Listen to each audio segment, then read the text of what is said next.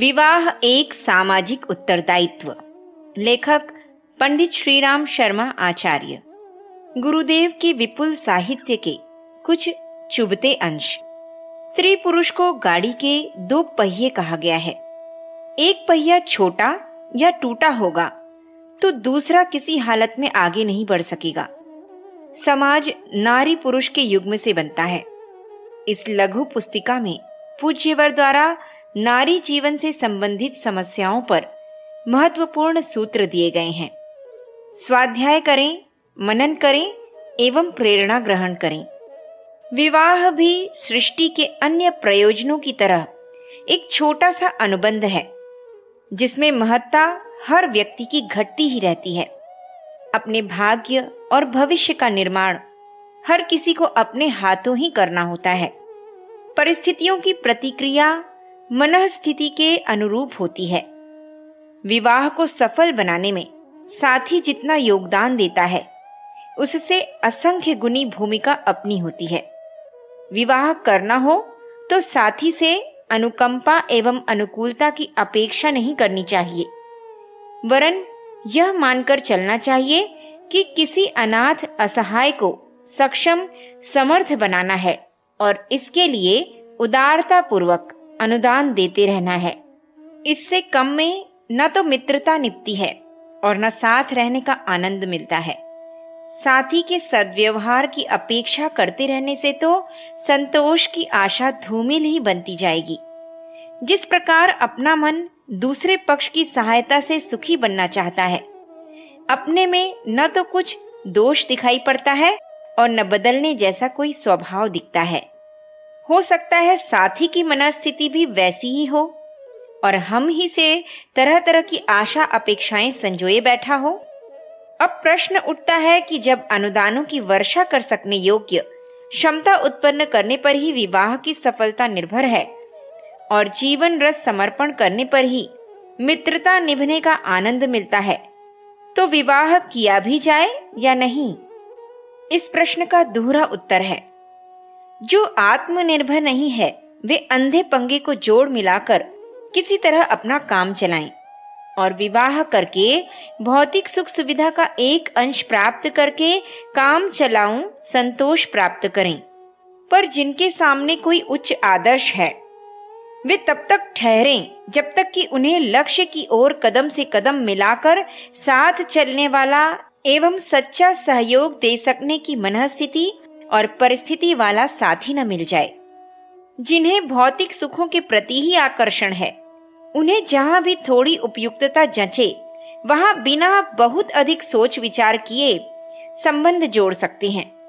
काम चलाऊ विवाहों में लाभ हानि बराबर है। लाभ यह है कि वासना के लिए व्यवस्थित मार्ग मिल जाता है और गड़बड़ फैलने का खतरा सीमित हो जाता है।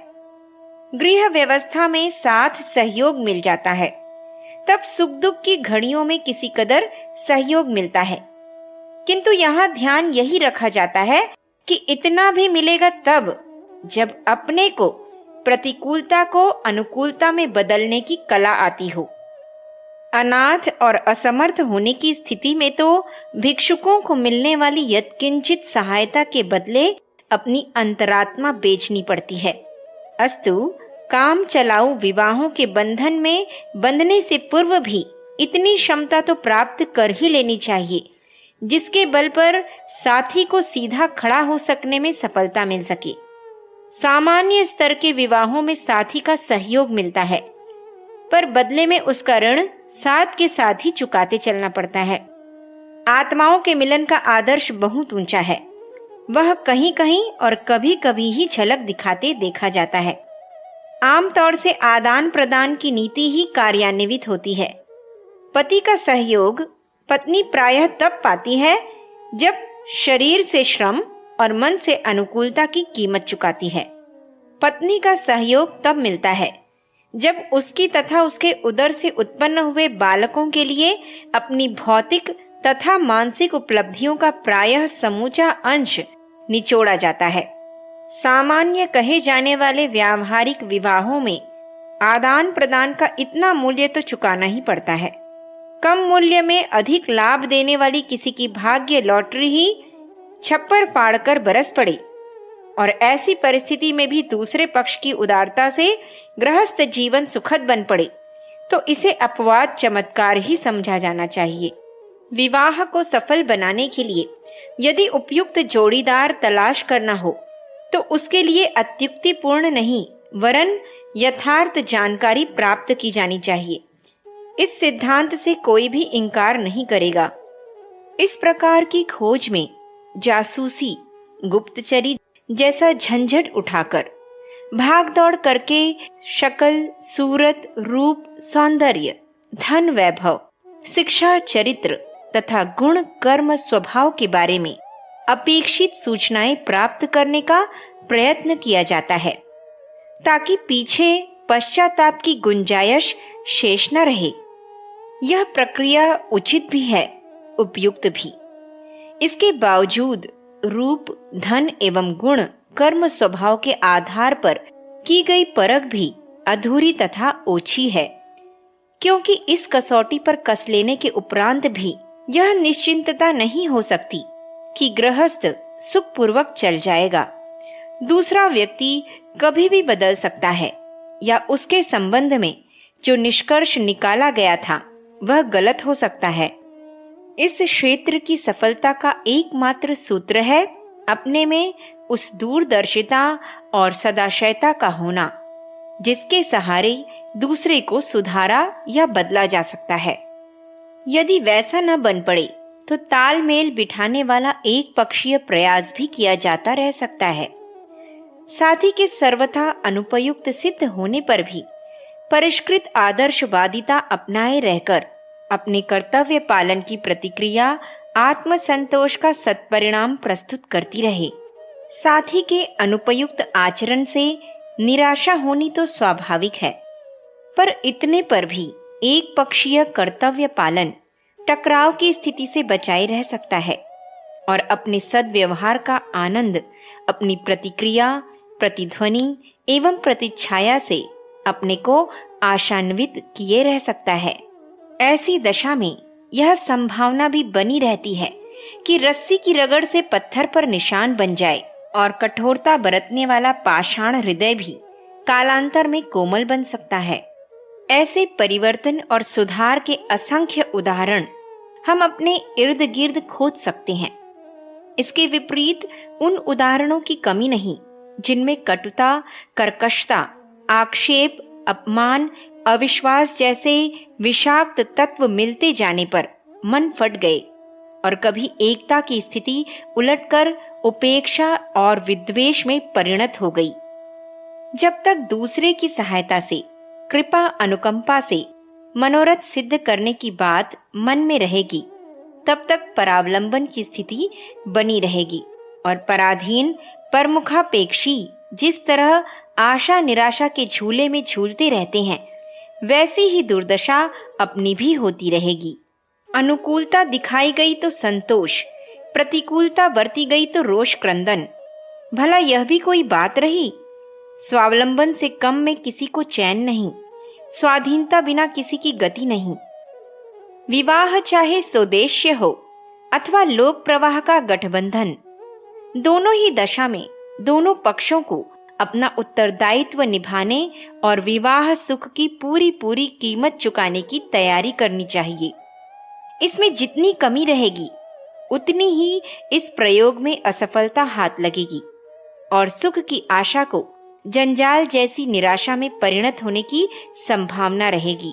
सच तो यह है कि विवाह उन्हें ही करना चाहिए जिनमें इस स्तर का आत्मविश्वास विकसित हो गया हो कि जैसे भी साथी से पाला पड़ेगा उसे गला घुलाकर अपने ढांचे में ढाल लिया जाएगा। इस प्रयास में कठोरता और अहंकार की नीति सफल नहीं होती। उदारता, विश्वास और आत्मीयता की सघन संभावनाएं ही पत्थर को पानी बना देने में सफल होती हैं। वस्तुतः विवाह आसमान से बरसने वाली सुविधा का वरदान नहीं, कठोर कर्तव्य का निर्वाह है। उसमें पाने की आशा कम और देने की तैयारी अधिक करके ही चलना चाहिए। जो इन तथ्यों को ध्यान में रखते हुए वस्तु स्थिति को समझते हुए समुचित तैयारी के साथ इस क्षेत्र में प्रवेश करेंगे, वे ही उसकी सफलता का आनंद लेंगे। दूसरों को तो मृग तृष्णा में भटकते हुए पाना कम और खोना अधिक पड़ता है। विवाह अर्थात सहजीवन। विवाह का अर्थ है सहजीवन का शुभारंभ। श्री गणेश। इसमें दोनों पक्षों की साक्षी पर श्रेष्ठता का, शालीनता का आरोपण करना चाहिए। यदि उसमें कोई कमी तलाशनी हो तो वह विवाह से पूर्व ही तलाशनी चाहिए। इसके बाद छिद्रान्वेषण की कोई गुंजाइश नहीं रह जाती। रूप, रंग, अंग, सौष्ठव आदि की निरख परख करने की विवाह से पूर्व गुंजाइश है। इसके बाद तो साथ जैसा भी कुछ है उसे शिरोधार्य करना होगा, विवशता से नहीं, स्वेच्छापूर्वक। रूप की पिपासा को समाप्त करना होगा। विवाह के बाद इस प्रकार की नुक्ताचीनी करना, कमी निकालना और उस पर असंतोष व्यक्त करना तो अपने को और साथी को जानबूझकर हैरान करना है। इससे एक पक्ष का असंतोष दूसरे पक्ष के लिए रोष, प्रतिशोध का कारण बनता है। आजकल रूप यौवन को प्रमुखता दी जाने लगी है। उसके लिए सिनेमा में पात्रों को तुष्टि का मापदंड माना जाने लगा है। पति चाहता है कि सिने तारिका जैसी सुंदरी मिले, दूसरी ओर भी यही इच्छा रहती है। नारी भी वैसा ही सौंदर्यवान पति चाहे तो उसमें कुछ अनुचित नहीं। जब सिनेमा, टेलीविजन मनोरंजन के माध्यम न रहकर यदि विवाह के चयन को प्रभावित करते हैं तो बड़ी कठिनाई खड़ी होती है। अपने देशवासियों की औसत बनावट मध्यवर्गीय होती है। उनमें से सुंदरता और चंचलता के धनी लड़के लड़की तलाशना मुश्किल है। फिल्म व्यवसाय तो मांसलता के आधार पर ही नर नारियों का चुनाव करता है। इसके बदले वह भरपूर पैसा देता है और दर्शकों से उस पूंजी का लाभ भी पूरा उठाता है। इसलिए वहां प्राकृतिक गठन, मेकअप और उत्तेजक आकर्षण बनने बनाने के लिए वहां प्रशिक्षण पर भी बहुत खर्च किया जाता है। पर गृहस्थी बसाने वाले नर नारी तो औसत घर परिवारों से आते हैं, इसलिए उनसे शरीर विन्यास की ऐसी ही आशा की जानी चाहिए जैसी कि अपने परिवार, पड़ोस और स्वजन संबंधियों में होती है। उतने में ही संतोष करना चाहिए। साथी का सौंदर्य देखने के साथ ही अपना चेहरा भी शीशे में देखना चाहिए कि सिनेमा नट नर्तकों जैसा रंग रूप अपने को मिला है या नहीं। पुरुष को यदि अप्सरा चाहिए तो नारी भी यक्ष, गंधर्व, किन्नर के सहचरत्व की अभिलाषी हो सकती है। यह झंझट संबंध पक्का होने से पूर्व ही निपटा लेना चाहिए। यदि उस समय मौन साध रखा गया है और पीछे असंतोष व्यक्त किया जा रहा है तो वह ऐसी भूल है जिसका विकल्प जो उपलब्ध हो उसी को सर्वोत्तम मानने के अतिरिक्त और कुछ हो ही नहीं सकता। यदि भीतर ही भीतर असंतोष बना रहा तो वह समय को समय उलाहने के रूप में फटेगा ही। जब फूटेगा तो सभी को अपमान, तिरस्कार की अनुभूति कराएगा और ऐसी गांठ बना देगा जो भविष्य में कठिनाई से ही खुल सके। ऐसा असंतोष परोक्षतः तिरस्कार का ही एक रूप है। तिरस्कार अवगुण है। ऐसा आक्रमण जिसका घाव भरने में मुद्दतें गुजर जाती हैं और सहचारत्व के आनंद को आरंभ में ही लकवा मार जाता है। जिस प्रकार दो मनुष्यों के चेहरे एक जैसे नहीं होते और अपनी काल्पनिक उड़ानों की भी पूर्ति नहीं करते, उसी प्रकार स्वभावों में भी अंतर होता है। चित्र, दृष्टिकोण, स्वभाव चिरकाल से अपनाई गई रीति नीति से विकसित होते हैं। उन पर पूर्व संचित संस्कारों की, अभिभावकों, परिवार के सदस्यों तथा इष्ट मित्रों की तथा वातावरण की छाप होती है। हो सकता है कि वे सभी बातें अपने अनुकूल न पड़ें। अपनी मर्जी के सांचे में ही साथी पूरी तरह न ढल पा रहा हो तो विवश बाधित करने की अपेक्षा पक्ष विपक्ष के लाभ हानि समझते हुए धैर्य पूर्वक सुधार परिवर्तन की आशा उपेक्षा करनी चाहिए। आदमी इतनी जल्दी अपनी पुरानी आदतों को नहीं बदल पाता। आवश्यक हेर फेर के लिए उसे समय भी चाहिए, जो धीरे धीरे जितना सुधार परिवर्तन हो रहा हो उस पर संतोष करना चाहिए। पारस्परिक तालमेल का यही तरीका है। दाम्पत्य जीवन में स्नेह सौजन्य की तो पग पग पर आवश्यकता पड़ती है। यह अपनी ओर से तो पूरी तरह निभाया जाए। साथी की प्रकृति यदि रूखी, नीरस और उथली हो तो भी बदले की यथावत उपलब्धि की आशा रखनी चाहिए। अपनी ओर से किए गए सद्व्यवहार को ही अपने कर्तव्य पालन की जिम्मेदारी समझकर उस पर गर्व करना चाहिए। देव प्रतिमाओं को हम श्रद्धा पूर्वक नमन वंदन करते हैं और यह आशा नहीं करते कि वे भी वैसा ही शिष्टाचार बरतेंगी। वे यथावत विराजमान रहती हैं। प्रसन्नता अप्रसन्नता का भाव व्यक्त नहीं करती, तो भी अपनी ओर से न बुरा माना जाता है और न उपालंभ दिया जाता है। इसी प्रकार पति पत्नी में से एक अधिक भावुक और दूसरा शील संकोच का स्वभाव बनाए रहता है, तो उसमें न बुरा मानने की बात है और न अपनी ओर से सद्व्यवहार में, प्रेममय व्यवहार में कुछ कमी करने की आवश्यकता है। दोनों की मनोभूमि में अपने अपने ढंग से नेह निर्वाह की असंदिग्ध निष्ठा होनी चाहिए, भले ही उसके प्रदर्शन में खामी पड़ती है।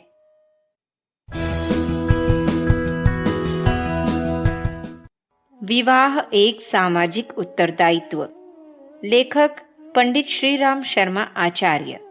विवाह से पूर्व दोनों में से किसी का मन कहीं अन्यत्र ललचाता रहा हो तो उस दिशा में कुछ कदम भी बढ़ गए हों तो न उस संबंध में पूछताछ करने की आवश्यकता है और न उस प्रयास को आचरण संबंधी त्रुटि मानने की। अपना संपर्क जिस दिन से घोषित हुआ है उसी दिन से पतिव्रत और पत्नीव्रत का अनुबंध लागू होता है। पुराने इतिहास की छानबीन करना और एक दूसरे पर लांछन लगाना असामाजिक और अप्रासंगिक है। जो हो चुका वह भूल जाने ही योग्य है। सतर्कता तो विवाह के बाद ही आरंभ होती है। साथी के प्रति सम्मान का भाव रखा जाना चाहिए। उससे जो शारीरिक मानसिक अनुदान मिलते हैं उनके प्रति कृतज्ञ होना चाहिए। यह भाव मन में रहना ही चाहिए। समय समय पर इन भावनाओं का प्रकटीकरण भी करते रहना चाहिए। दोष दुर्गुणों की, त्रुटियों, भूलों की चर्चा एकांत में कान पर मुंह रखकर चुपके से करनी चाहिए। दूसरों के सामने ऐसा कुछ नहीं कहना चाहिए जिनसे साथी का अपमान होता हो, उसकी प्रतिष्ठा घटती हो। स्मरण रखने योग्य तथ्य है कि किसी ने किसी को खरीदा नहीं है, कोई किसी का गुलाम या स्वामी नहीं है। सहजीवन को सच्चे अर्थों में चरितार्थ करने के लिए यह गठबंधन हुआ है। उस आदर्श पर आंच नहीं आनी चाहिए। यह निर्वाह तभी हो सकता है जब दूध चीनी की तरह एक दूसरे में पूरी तरह घुल जाया जाए। यहाँ एक तथ्य और भी ध्यान रखने योग्य है कि नर नारी आपस में नहीं मिलते, उनके साथ ही दोनों परिवारों के उत्तरदायित्व भी दोनों पर आते हैं। इस जिम्मेदारी की उपेक्षा करके दोनों पक्षों को ही अपने शौक मौज की चिंता करनी है, ऐसी संकीर्णता मन में नहीं आनी चाहिए। दोनों परिवारों में किसी को इस विवाह के कारण असुविधा तो नहीं हो रही। देखभाल इस तथ्य की भी बारीकी से की जानी चाहिए। जो भूल चल पड़ी हो उसमें सुधार होना चाहिए। विवाह कामज नहीं, योगज हो। विवाह की आवश्यकता पति पत्नी को इसलिए होती है कि वे दोनों एक दूसरे के साथी सहयोगी बनकर प्रगति पथ पर बढ़ चलने में सहायक हो सकें, दुख दर्द में हिस्सा बटा सकें, एकाकीपन की अपूर्णता दूर कर सकें। प्रेम जीवन का अमृत कहा जाता है। उसे निरंतर उत्पन्न करते और एक दूसरे को उपलब्ध कराते रहना है। इस प्रयोजन की पूर्ति के लिए मात्र गुण, कर्म, स्वभाव, दृष्टिकोण और काम में उत्साह परखा जाता है। रूप लावण्यता को प्रधानता देने वाले जोड़े आरंभ में भले ही उत्साह अनुभव करते हों, पर वह पानी का बबूला देर तक नहीं ठहरता। किशोरावस्था के अंत और तरुणाई के आरंभ वाले कुछ वर्ष ही ऐसे होते हैं जिनमें चेहरे की चमक दमक बढ़ी चढ़ी रहती है। इसके बाद परिपक्वता आते ही कोमलता का स्थान कठोरता लेने लगती है और चेहरा वैसा ही हो जाता है जैसा कि आम लोगों का होता है। नवीनता में ही आकर्षण और उत्साह रहता है। अधिक दिनों तक साथ साथ रहने पर तो स्वाभाविक पारिवारिकता मात्र शेष रह जाती है। तब उस उमंग का कोई आधार नहीं रह जाता जिससे प्रेरित होकर अप्सरा सी वधू और कामदेव से दूल्हा तलाश करने की ललक रहती है। अच्छा हो इस बच्चों की तरह चमकीले खिलौने पर मचलने की दृष्टि को आरंभ से ही निरर्थक मान लिया जाए और जोड़े मिलाते समय स्वास्थ्य, शिक्षा और स्वभाव को ही सब कुछ मानते हुए चयन किया जाए। अति सुंदरता की तलाश खतरे से ही भरी है। उसमें नजर लगने का डर रहता है। चिकनी मिट्टी पर ही फिसलन होती है। दोनों में से जो पक्ष इस दृष्टि से कमजोर पड़ता हो, दूसरा पक्ष उसकी अवमानना कर सकता है। जब रूप ही सब कुछ ठहरा तो ऐसी दृष्टि वाला अधिक सौंदर्य दिख पड़ने पर अपनी पसंद दूसरी दिशा में मोड़ सकता है। इन खतरों को ध्यान में रखते हुए, अपने देश वालों की आकृति प्रकृति को ध्यान में रखते हुए, चमड़ी की चमक और चेहरे की बनावट को उपेक्षा की दृष्टि से ही देखा जाना चाहिए। कामुकता को भी वर वधू उपेक्षा की दृष्टि से देखें, उसकी छूट न चाहें, संयम बरतें और अपनी स्वस्थता तथा दीर्घ आयुष्य को अक्षुण्ण रखें। इस दिशा में अत्युत्साह बरतने पर संतानों की संख्या बढ़ने और उनके दुर्बल होने का खतरा ही रहता है। इसलिए विवाह का अर्थ समझना और समझाना चाहिए। इसी में यह अनुबंध भी जोड़ना चाहिए कि असंयम न अपनाया जाए और अपना तथा अपने साथी का स्वास्थ्य बर्बाद न किया जाए। विवाह के बाद से लेकर न्यूनतम 5 वर्ष ऐसे रहने चाहिए जिसमें एक दूसरे की प्रगति में एकनिष्ठ होकर सहायता कर सकें, अधिक सुयोग्य बन सकें। इसी अवधि में बच्चों से लद जाना एक प्रकार से विवाह का उद्देश्य ही नष्ट करना है। परस्पर सहायक होने, अधिक समर्थ सुयोग्य बनाने का प्रयास छोड़कर दोनों को अस्वस्थता और आर्थिक चिंता में लादना किसी भी प्रकार बुद्धिमत्ता नहीं है। विवाह के साथ जुड़े हुए इन अनुबंधों को न केवल पति पत्नी समझें, वरन पूरे परिवार के लिए यही उचित है कि उपयोगी परामर्श देने और अनुकूल वातावरण बनाने में सहायक होते रहें। विवाह दाम्पत्य जीवन तक सीमित नहीं है। इसके साथ समूचे परिवार की सुविधा असुविधा भी जुड़ी हुई है। यदि उद्देश्य के साथ नीतिमत्ता जुड़ी रहे तो घर में एक समर्थ व्यक्ति बढ़ जाने से उसके ज्ञान और श्रम सहयोग का लाभ समूचे परिवार को मिलेगा। हर सदस्य की अपनी स्थिति में कुछ अधिक सुविधा प्रसन्नता जुड़ जाने का अवसर मिलेगा। किंतु यदि विवाह होते ही संयुक्त परिवार से छिटक कर अलग हो जाने का मन बनने लगी तो नए आगंतुक से लाभ मिलना तो दूर, पुराने सहयोग भी परिवार के हाथ से चला जाएगा और वह घाटे में रहेगा। भले ही नव दंपत्ति अलग होकर अपनी आजीविका को दो पर ही खर्च करने लगने में अधिक सुविधा अनुभव करें। यह नीति अपनाने वाले यह गांठ बांध लें कि आगे चलकर उनका भी परिवार बनना है, उनके भी बच्चों की शादियां होनी हैं। तब अपने अभिभावकों की कृति का वे भी अनुकरण कर सकते हैं और बुढ़ापे में उन्हें भी असुविधाओं के घेरे में छोड़कर अलग हो सकते हैं। यह अवसर तब आए जब घर की वर्तमान पीढ़ी स्वावलंबी हो चुकी हो और सम्मिलित जिम्मेदारियां शेष न रही हों। नववधू को गृहलक्ष्मी कहा जाता है। उसे अपना दायित्व यह अनुभव करना चाहिए कि जिस घर में प्रवेश किया है उसके वातावरण में रचनात्मक गतिविधियों का संचार करे, हर सदस्य को अधिक सुखी, समुन्नत, सुयोग्य बनाने में योगदान दें। बहुएं यह कार्य अधिक अच्छी तरह कर सकती हैं क्योंकि उन्हें परिवार के वातावरण में पूरे समय रहने का अवसर मिलता है। जबकि लड़के दिन भर कामकाज में जुटे रहकर सोने खाने के लिए ही घर आते हैं। परिवारों में लड़की लड़के का अंतर नहीं उपजने देना चाहिए। बहू और बेटी में अंतर नहीं होना चाहिए। बेटी का जन्मना उदासी का कारण नहीं होना चाहिए।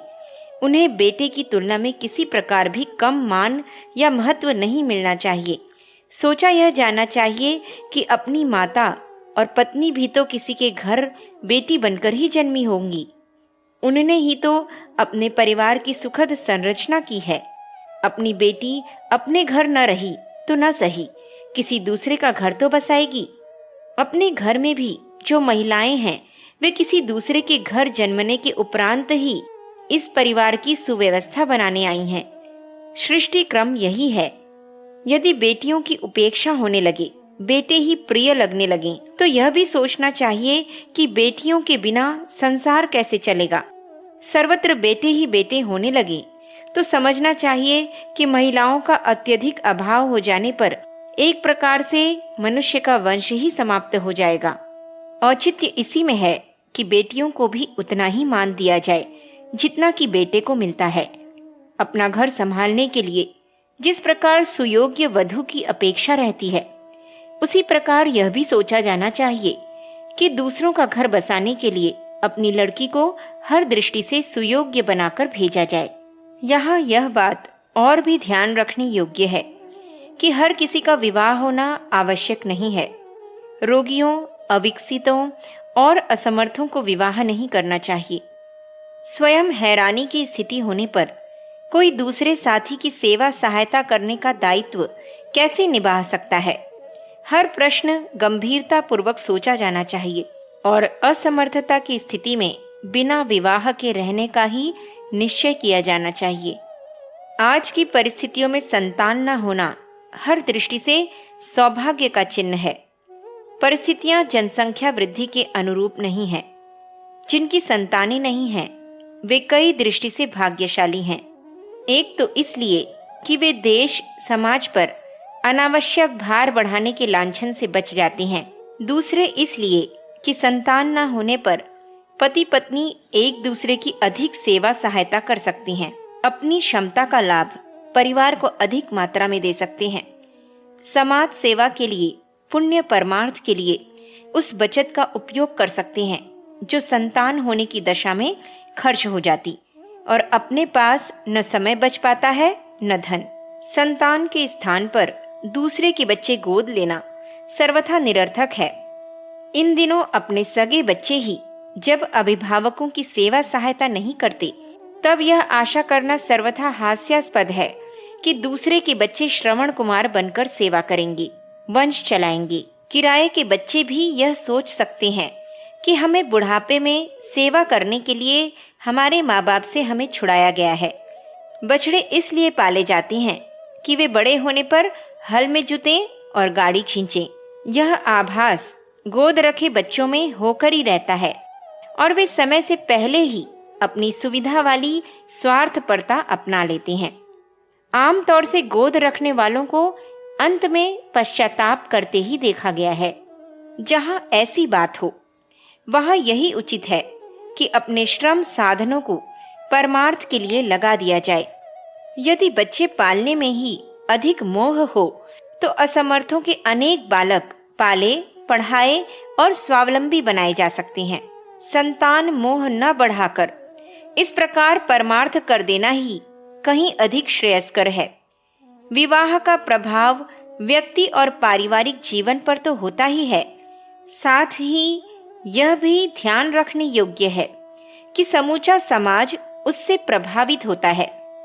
वर्तमान प्रचलन के अनुरूप यदि खर्चीली शादियों का सिलसिला चलता रहा तो देश कभी भी कंगाली से उबर न सकेगा। हर गृहस्थ अपने जीवन में बहन भाइयों और लड़के लड़कियों की ढेरों शादियां करने के लिए विवश होता है। खर्च दोनों में ही लगभग समान पड़ता है। लड़के वाला दहेज मांगता है तो उसे वधू के लिए प्रायः उतने ही कीमत के जेवर, कपड़े तथा अन्य उपहार देने पड़ते हैं। गाजे बाजे, आतिशबाजी, बारात भी कम खर्च नहीं मांगते।